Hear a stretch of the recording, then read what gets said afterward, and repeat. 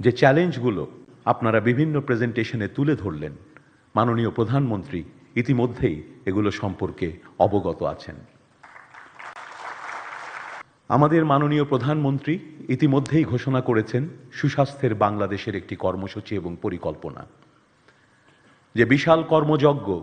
সেই পরিকল্পনায় উঠে এসেছে, সেইটা যদি আপনারা পড়ে থাকেন আমাদের নির্বাচনী ইশতেহারে অত্যন্ত কয়েক পৃষ্ঠার ভেতরে যে বিশাল কর্মযজ্ঞের পরিকল্পনা তুলে ধরা হয়েছে, সেটি পড়লেই বোঝা যায় আজকে আমরা যে সমস্যাগুলো, যে সংকটগুলো, যে চ্যালেঞ্জগুলো আপনারা বিভিন্ন প্রেজেন্টেশনে তুলে ধরলেন, মাননীয় প্রধানমন্ত্রী ইতিমধ্যেই এগুলো সম্পর্কে অবগত আছেন। অবগত আছেন কারণ তিনি একজন রাজনীতিবিদ হিসেবে